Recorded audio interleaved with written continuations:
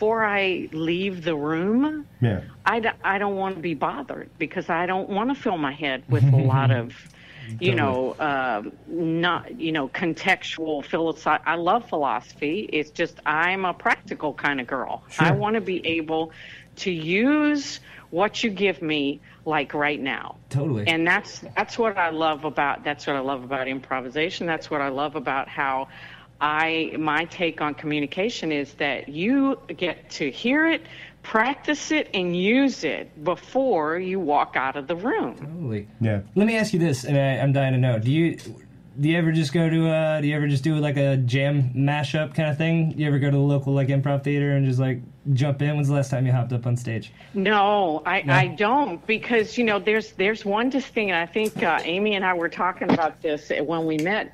Is that there is a big distinction between Austin and Houston, right? Oh, yeah, where I am. Yeah. Y'all have like tons of improv groups. We have maybe 3, 4.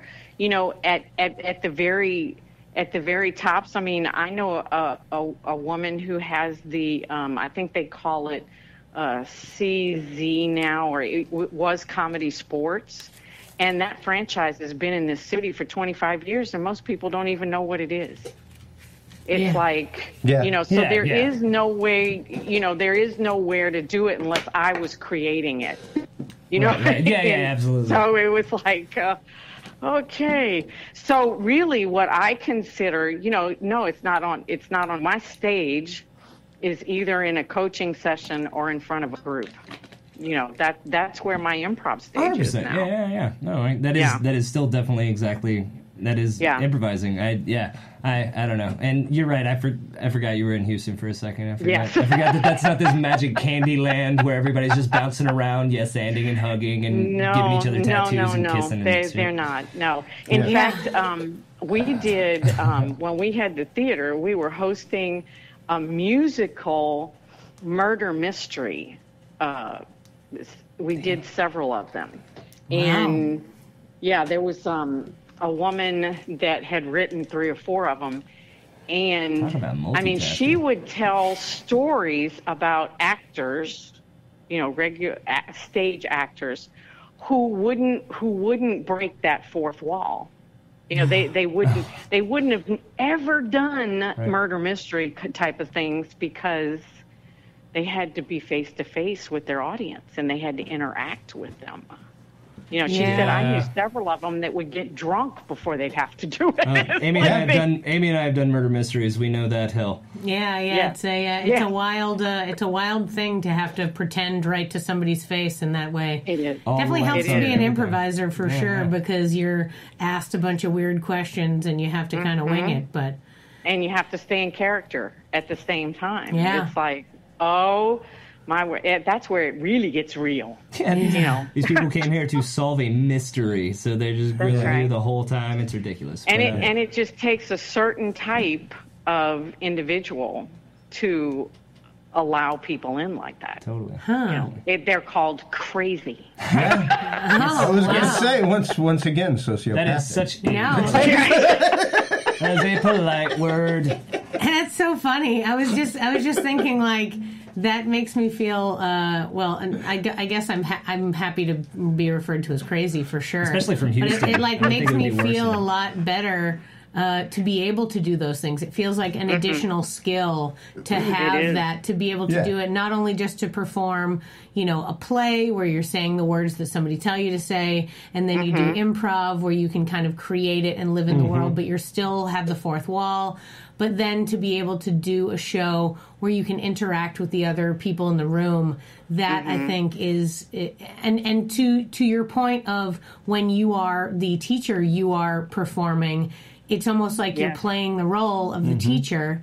And when you go up there, you have to put on this, like, vibe of, you can trust me. I'm a person who has the knowledge that you want and need. And they have to trust you, even though they've met you and maybe only get to experience you for 2 to 3 hours. Right.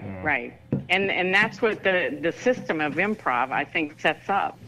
because, and you have to be willing to be vulnerable with those people because, when I do it, it's not like I said before, it's not like I'm teaching you something. I'm just facilitating what you already know. Right. I'm just bringing out what you know that you don't, what you don't know that you know. It's like I'm helping them relearn, just like we said, that, babies are in the moment. Yeah. I'm helping them take that in the moment muscle and bring it out again. Yeah, I'm helping. Yeah, that's a great way to word it to people, especially who do have inflated senses of self-worth. Like, oh yeah, I did know that. Thank you for reminding me, as opposed to being like, I'm learning a new thing. Yeah, it's much more. Much more vulnerable to have to admit you didn't know that. And I say it all the time in my industry. If I'm not learning something at every show, I've professionally got an issue. If I'm not picking the brain of the technician who's a rung above me as to why they're doing something, if I'm not trying to bring something home to make myself a better technician every show, I am actively failing myself. Yeah. And I'm failing the people who I teach, who come to me for knowledge, who come to me for looking for that advice. And, I think it was very interesting whenever you said earlier that people purposefully don't have conversations because they're afraid of the outcome.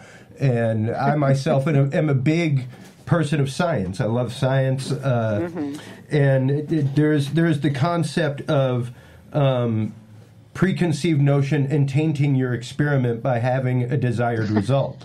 And how much science is actually even sound because they have an expected result. And if you have an expected result, you've utterly just tainted the experiment. Yeah, 100%. Because if something else happens, are you even of open mind enough to accept what has happened or why it happened? So to bring that to improv is really to learn to treat each experience as its own emotional moment without letting your previous experiences weigh in on that. That's where the discussion and the conversation and the open communication that you're talking about really starts, is trying to learn to recognize that even though I'm meeting this CEO today, he's not the CEO that I worked with last week who worked over my shoulder. He's a totally different person. This is a totally different situation. And that's where I think you're going with the you're improving all the time. Life is your stage.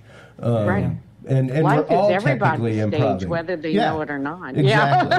Exactly. I feel like that's what Donna does. I feel like Donna's job is to find these people who do not have that inherent need to learn, who do not fully accept the daily learning, and to show them how to do that. Because thinking about the difference between a group of people that are going to come to an improv class at an improv school, they're already open to this idea. They know what they're headed for, right?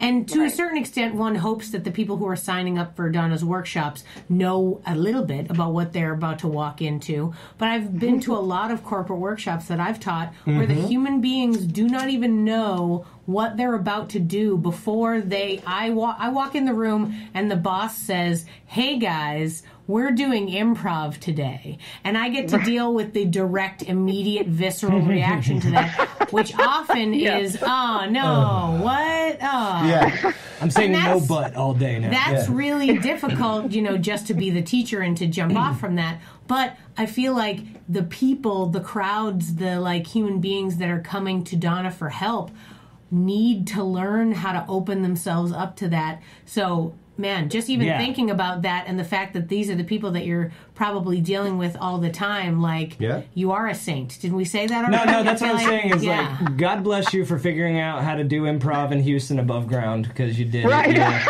Yeah, you're Houston was like, "I don't know about this," and you're like, no, I promise, professionals, entrepreneurs, businesses will happen, and they're like, okay. Well, I like that. Okay, fine. I know. And I worked for years also to wordsmith, the sessions so that it would even sound like they talk. Yeah. Right. Yeah. You know, that kind of thing. Because if I kept it in theater terms, there would be no way. That would go in. Out of here. Yeah. Oh my God, totally. That's right. Yeah. That's so true. Man. No, you've got to put it in their vernacular, otherwise they don't grasp it. I would love to shadow one of these things. Most definitely. Oh my God. Like I would rent a suit for a day, just to pretend. Just to see what magic you're doing with that in, because it was so funny because I had an HR guy that was part of our improv troupe, and he wanted to do the same thing. So I invited him to co-facilitate on one of these sessions, and after he actually saw how it worked, you know, we debriefed afterwards, and he said, you know what I think is so amazing about what you do is that even the exercises don't have to, quote unquote, be successful. Yeah. Anything is, I mean, even if they, quote unquote, fail, you can find a learning. I always said, because that's the way life is. That's right. You know, we don't succeed at everything, and who's to say what's a failure and what's not? I just imagine these like Glenn Ross kind of dudes just coming home, and their wife's like, "What happened?" And it's like, "I think a lady tricked me into being creative today." And lady just comes and pours some scotch, stares out the window for a little bit, tries to figure out what the hell just happened. Right. I'm not really sure what happened. Right. A part of me I killed a long time ago. I've been told that people, you know, can't get me out of their heads. Like, well, you're then. You know. Well, and that's great. Yeah, and that's that. As we get ready to wrap up, that's a great thing to bring up, Donna. Is how can we keep you in people's heads? Where can people go to find your book? Please. Where can people go to register with sessions with you? Things like that. Tell us. Give us the whole works. They can go to my website www.donnahd.com. And there is a space to have a free 30-minute a complimentary strategy session with me. And awesome. There's a form there. They can get the book on the website. I have a Facebook page called Let's Get Real Communication Training. They can friend me on my personal page, Donna HD. Hey, congratulations on that, on holding all your plugs till the end. That was great. You didn't come out just shilling it. I love it. We've talked about the whole time, and I was like, I really need to make sure she tells everybody how to be a part of this when we get to it, because we talked about it and you never brought it up, and that's awesome. That's awesome. That's plus the town of the city of Houston would seem to have a lot of people that could use your help a lot. Well, they just have a lot of people. Like 5 million. They just have a lot. You guys just got a lot of people. No, not just even that, but just the major businesses. As far as in the humongous state of Texas, sure, we live in Austin. They get some good businesses running here. Sure, Dallas has got some good stuff going, but Houston is the center. Right? Yeah. I flew out of Houston recently, and I was like, "Holy crap, Houston's still happening." As I was flying away from it, I was like, "There's more Houston down there." When Chris and I got married, 5 skylines. When Chris and I got married in Houston, and my family came in from Boston, I had to inform them that they were coming to a city that was the same size as the state they were leaving. Right. Yeah. I was like, so the whole state of Massachusetts and all of its inhabitants could fit in Houston. They're like, what? I was like, just be ready for that. Yeah. The drive from the airport to the house alone is like half of Massachusetts. I don't recommend to anybody in Massachusetts doing that, though, because it is not, I don't think those are similar ecosystems, but No, I mean, I wouldn't know. But volume-wise, I don't probably jam that many. I don't think people in Houston are as mean as people in Boston, but that's I just mean weather, just no everything. weather, no, absolutely, that's very different. But I mean, like we said earlier, you're doing God's work, you're taking care of people. Absolutely. I really, this has been great. Thank you so much for talking to us about this. I really feel like thanks for dealing with the buzz. This is a wonderful way. One of the things that I really wanted to do when I created this podcast, and we're almost to a full year of having done this. We're very close to our 52nd episode, and the idea that there are so many different paths to use improv to be a creative person, to help people in the world to do different things. And I'm so thankful that we met, at that Christmas party, and that we were able to chat and connect, and that you were able to come and chat with us. I mean, it really opens the door